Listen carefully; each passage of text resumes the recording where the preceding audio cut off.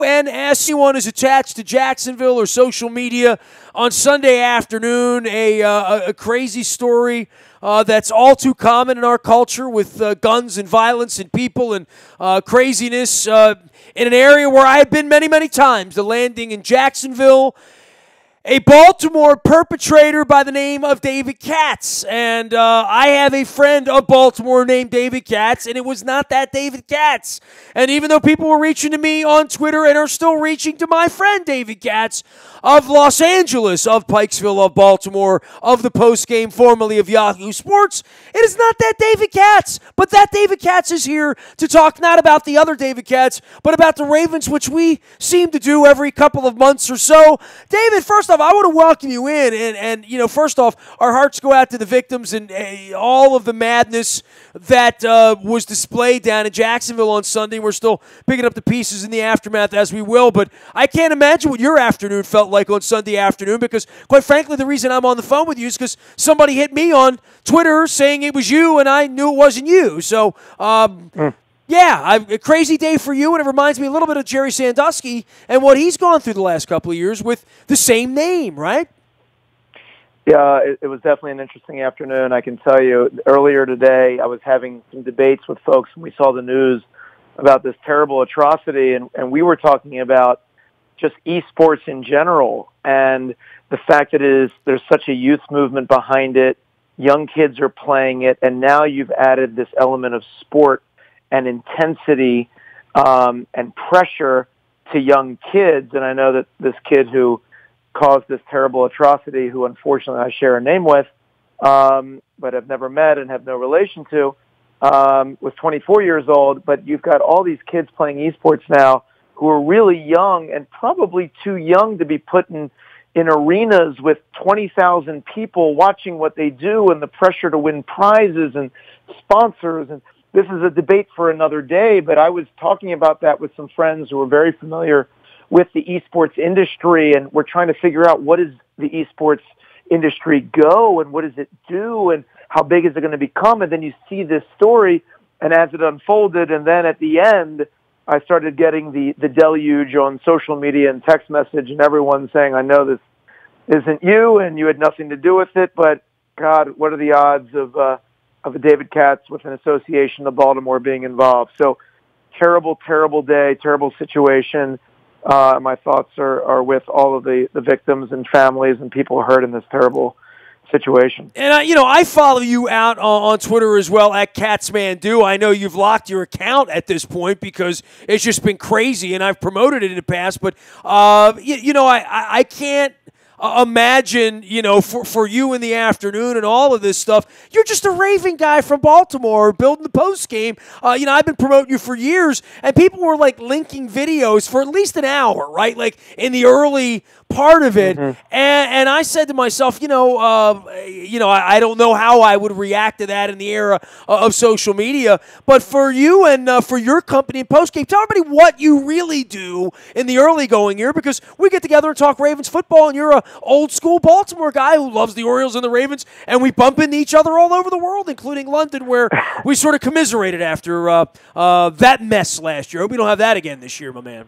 Oh, absolutely. Yeah, look, first of all, whenever you're, and I hope no one else is ever in a situation like this, but when you need to lock down your social accounts and things like that because people are hitting you up and people you don't know, and you know exactly why they're hitting you up, trying to get information or prowl around, you go through a process trying to figure out how to privatize your social media accounts. They purposefully do not make it very easy to do that. And I have run an internet company and worked in the internet space for 20 years, fairly savvy when it comes to technology, still can't quite figure out what I need to push in terms of buttons in order to get all the right things. All I know is it starts with settings, and after that I'm lost, right? And it always ends up with some damn notification, coming my way. Always, right? Yeah, got to have a push with a pull, right? But yes, let's talk about Ravens 2018. Yeah, let's do that, man. Let's move on to that. David Katz has been my friend for years and years at Yahoo Sports, now at thepostgame.com, where they cover sports, do it as well as anyone out there, and try to tell long format stories. And this is quite a story, right? Like, I think the last time we talked was right after the draft. Lamar Jackson was going to be the quarterback by now, and Joe Flacco was going to be in some heap of trash somewhere, right? I mean, he can't play anymore. He's not elite and all that.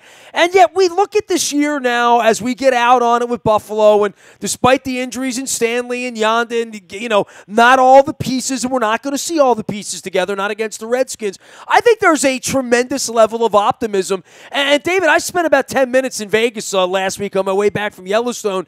I could have gotten the Ravens at 40-1 to win the Super Bowl. I don't know why I didn't put $20 on that, to be honest with you. By the way, I did put down a bet at, I think, 40 or a little bit less to 1 when I was in Vegas not too long ago, and I share your enthusiasm and the optimism that I think a lot of our fellow fans feel. One, because for the most part we're healthy, and number two, and especially our quarterback. And you mentioned Flacco. I think what's most exciting for me is not that we have Lamar Jackson potentially waiting in the wings. I think anyone who's seen him play says this is an incredibly athletic kid who's going to be able to make some small contributions this year, but most likely not at the quarterback position. But the thing that I loved about the move is I've always been a huge fan of Joe Flacco in the fourth quarter and during the playoffs. And I am not a huge fan of Joe Flacco in the first 3 quarters of most regular season games, because there is something about Joe that there are very few people I would rather have on the field when you need a touchdown and you need to go down the field. And what I think people criticize of him is kind of that little lackluster, little malaise on the sidelines and not the fired-up nature of Joe, is what works to his advantage in the clutch moments when you need someone to be calm, cool, and collected. But I just felt like, and I said at the beginning of the year, Joe Flacco is going to have his best year statistically as a professional. And I think I'm going to stick to that, assuming he becomes, stays healthy all year. He just seems locked in. The fact that he did the off-season throwing with his receivers, and even though he doesn't have a lot of experience with these guys, I just think Joe, motivated and locked in, is exactly who the Ravens need. And I also just like the way, even though we don't have the easiest schedule in the world, I'm just not buying the Steelers this year as being the ultimate dominant force, penciling them into the AFC Championship game like everyone else. Something just tells me there's always that team that there's one year they get old, there's one year that the injuries hit, there's one year where things just don't work out like they should, and something's just telling me that could be the year for the Steelers where they don't run away with the division. David Katz is my friend from the postgame.com. They cover sports as well as anybody out there in the long format. And I know you love to be the storyteller and all of this stuff, and your background is in all of that as well. And I wrote a book on the Ravens 6 years ago. What a story this is, right? Ozzie on his way out, drafting Lamar Jackson, Flacco as the washed-up quarterback who's made all the money and hasn't won since the last time he won the Super Bowl. Crabtree, Smokey Brown coming into this environment, Snead, a cast-off of the Drew Brees system, Yanda with one last go, trying to get to the Hall of Fame and get a second ring, Suggs trying to get a second ring, Tucker in the prime of his career, Mosley playing for a contract, Weddle trying to do something he's been chasing for a decade plus at this point. So, there's all of these characters and the storylines that are going into this. I sort of like where this is. Maybe I've been a little too enamored with the Hard Knocks Brown story here the last couple weeks. Been the best episodes of Hard Knocks I found, but I like the Hard Knocks story of the Ravens this year. I think they're a very, very interesting team with a lot at stake, and I think it's sort of a blue sky in the AFC. I think people are down on New England, down on Pittsburgh as you are, maybe not so up on the Raiders or the Denvers or the Chargers or the Chiefs. It feels like it's a little bit more open this year. The Ravens always seem to do their best when people aren't giving them a lot of credit. Whenever they pick us for the Super Bowl, we're not making the Super Bowl. We might not even make the playoffs. But when we're kind of fringe talking about us, and we go in, fringe is a great way to put it. And by the way, I don't expect us to be much better than maybe a 9-7, maybe a 10-6. And I think we're always in that 7-9, 9-7 band, always having to play the last week of the season to try to make the playoffs. But for some reason this year that doesn't concern me because I feel like we will have enough to get in. We almost had enough to get in last year. But even having enough to get in last year, I didn't feel like we had enough to do anything in the show if we got into the playoffs. This year I feel is a little different. I feel like we have a chance to kind of get in there and then do what we do, which is be the one team that no playoff team wants to face, even if we have to do it on the road. And I feel like we're getting back to that kind of Ravens ethos that has worked for so many years. Ozzie seemed really locked in this year. I think he had a really good draft. And obviously, we'll find that out many years from now. But we've got some explosive, exciting players. The team is not boring. It's amazing how this is now the team that people will want to put on primetime games, especially if Lamar starts getting a little bit of playing time. I'm excited about the Ravens. And I don't think that's just because that's how unexcited I am about Maryland football, Maryland basketball, and the Baltimore Orioles. I think I am genuinely excited about the Ravens on their own merits. You said something about Lamar is going to get some plays in or something. That's been a fascinating argument all along with Coach Billick, especially, and I heard him allude to this in the broadcast the other night from Miami, which is, so it's third and whatever, and you're going to pull your $25 million quarterback in to come in and run, what Flacco used to call a gimmick play, right? A high school play or whatever. And I don't know at what point that's going to be not just attractive but successful, right? And I guess I've talked to Billick about that as well. If it's successful and it's chicanery and it's what Cordell Stewart represented, which every time he came on the field, it felt like they were sticking the ball up your backside and it was a first down because they did something explosive when he was on the field, or there was something you had to prepare for because of success. So whenever Lamar Jackson's on the field, we're all going to expect something, and then something good's going to happen in order for it to continue, in my opinion, because it's so gimmicky. Yeah, yes, I see why you say it's gimmicky, but here's the one thing the Ravens have to their advantage, and I really think it comes down to how Marty Mornhinweg and Mr. Harbaugh decide to use them in what scenarios. I don't know if it is third down and maybe second down. I don't know if it's third and short or third and long, but when he comes in the game, there is no scouting report on Lamar Jackson. There is virtually no video of him in this system doing the kinds of things that he's going to do during the regular season. And if you're a team and you know Flacco is going to be the starter, how much time are you going to spend preparing for what might be 2 or 3 plays in a game that Lamar is going to run? And you know how these games for the Ravens, we don't blow people out, and we tend to not get blown out, except for the game you and I went to in London last year. Our games tend to come down to one possession, one score games, where that extra first down really matters. It gets you into field goal range for Tucker. It does something. And you put when Joe's in the backfield, there is really no run option. And when Lamar's in the backfield, there is a completely different set of opportunities in front of you. I am not a football X's and O's wizard. I am a fan who just happens to watch a lot of football, but I can tell you it's going to be really hard. It's going to get the defense thinking on a lot of these situations, 3rd and 6, 3rd and 7, it's a passing situation. You change your personnel to put in a pass defense, and here comes Lamar Jackson on the field. What defense do you run now? Are you running against the run, guarding against the run, or guarding against the pass? So I think it could be exciting. The Patriots always have a handful of these trick plays, and they wait till the perfect times to use them. Well, you can draw the plays up all day long, but you have to have the player that can pull it off, right? Literally.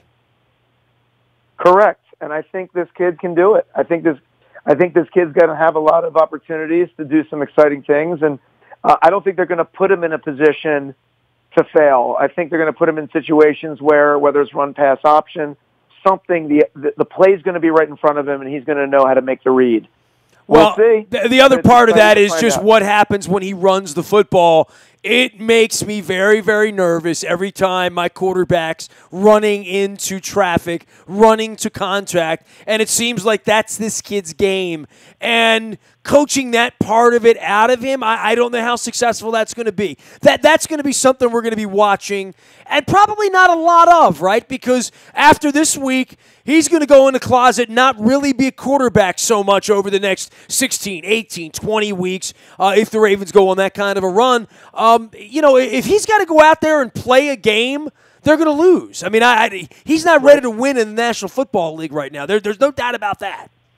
The worst news for any Baltimore Ravens fan this year, and I would argue next year, is Lamar Jackson is your starting quarterback. Because that means Joe's hurt, or he's not playing well, and we're out of it. So I'd be happy to have Lamar Jackson go into his 5th year having Joe played the last 4 years, because that means the Ravens will have had great success.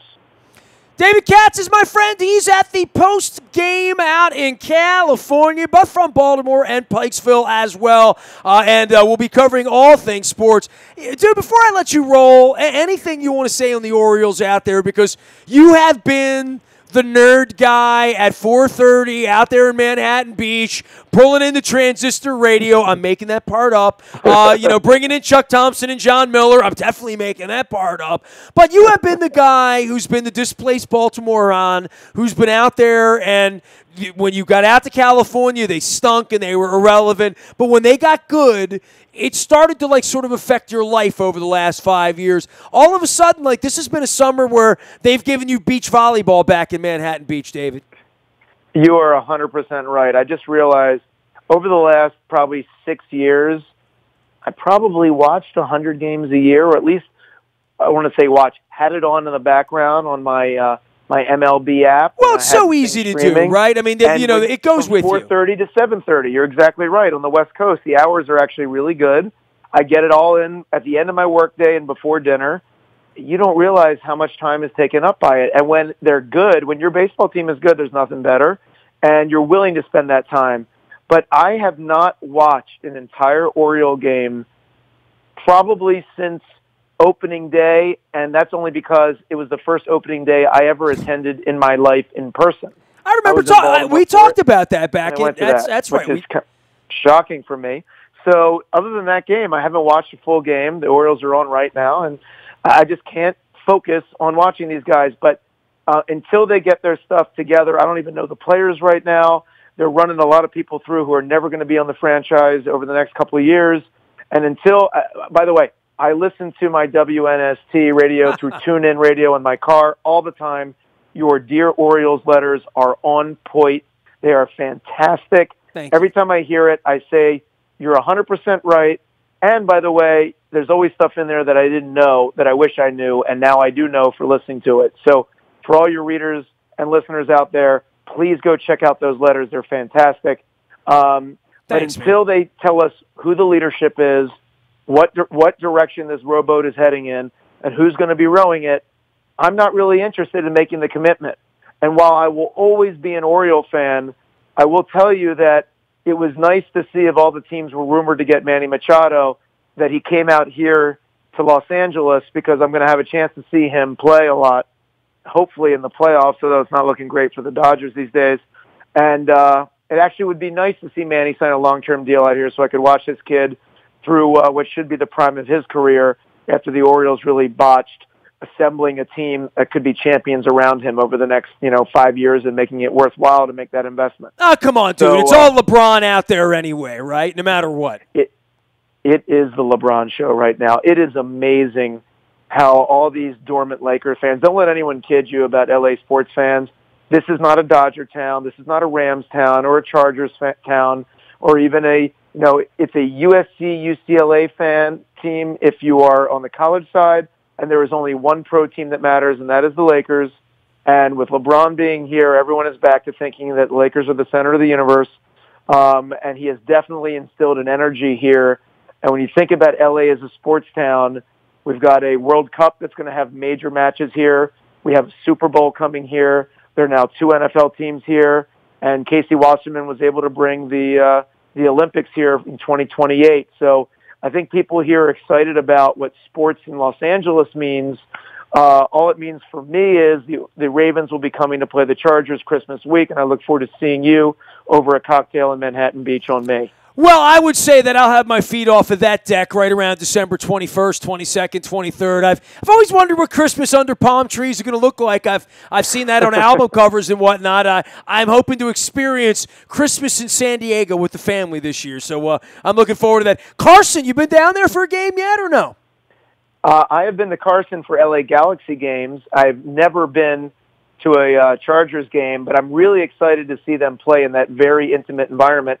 And the good news is, since there are no Chargers fans in Los Angeles, it will be full of purple. It'll probably be 3/4 purple, assuming all the Ravens fans don't leave for the holidays. So looking forward to having you and the Purple crew out here that week.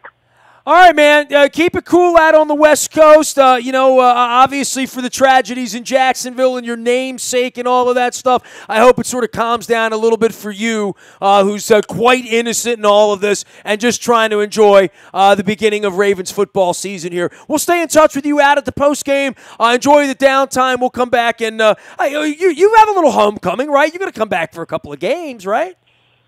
Oh, yeah. I know for sure that I'm going to be there. They were nice enough to schedule 2 home games bracketing Thanksgiving week, so I'll certainly be there for those 2 games. I did notice that. Then, last year I calculated I traveled more miles to see the Ravens play than the Ravens traveled themselves playing games. So I don't know that I'll be able to replicate that feat this year, but I will get my usual 4 to 6 games in person this year, which always makes me happy. It's the way I love to spend my time and money. Well, come down to Nashville and celebrate my 50th birthday, man. We'll take you to the Jack Daniels distillery. We'll act foolish like we did in London, drowning our sorrows there. Take care of yourself, David. Always a pleasure, man. Be well. Thank you for having me on. David Katz of the post game of Baltimore, but not the guy from Jacksonville. Please don't spread those rumors out on social media. David is fine and well and running thepostgame.com, which is one of the good sports sites out there. If you love a little deeper insight, a little deeper read into your sports coverage, make sure you're checking that out at the postgame. Of course, David's been our friend for a long, long time around here. You can find me out in the buyatoyota.com audio vault where David listens to NST in the TuneIn radio app out there in Manhattan Beach. We come in crystal clear from anywhere in the world. No static at all, just like Steely Dan, who's actually playing the Modell Lyric on October 11th. We are proud to be partnering with the Modell Lyric and Modell-Lyric.com for the full calendar of all things going on out there. We also interviewed the Kansas violinist David Ragsdale. That's out in our buyatoyota.com audio vault as well. But go to Modell-Lyric.com to get the entire calendar and schedule for all of the things they're doing. Sporticulture's on as a WNST sponsor. We're going to have some fantastic floral arrangements behind me here with some interesting purples and golds for the football season. I will not be having any visiting flowers. Or maybe I should do a visiting flower every week. The opponent, like they do on the ESPN set. I'm going to talk to Court about that. Maybe I'll do that. Maybe I'll give that flower away. Sporticulture.com, the way to ship NFL licensed flowers. They're going to be beautiful. You're going to see them here in the studio beginning this week. Also, Charles Newsonoff and Sons back with us again. And, of course, Sydney's out there in Parkville. They've been doing it since 1923. Charles Newsonoff and Sons, let's grow old together. Engaged, celebrating your 50th birthday or anniversary or anywhere in between, Charles Newsonoff and Sons is there for you. Diamonds, watches, and gifts in exciting new selections she doesn't already have in her jewelry box. CharlesNewsonoff.com to learn more. I am Nestor. Nasty at WNST.net finds me. I'm on Facebook, Twitter, LinkedIn, Snapchat, Instagram, streaming live right here on our Facebook as well as our YouTube WNSTV channel. We are WNST.net, AM 1570, and WNST Towson, Baltimore, and we never stop talking Baltimore sports.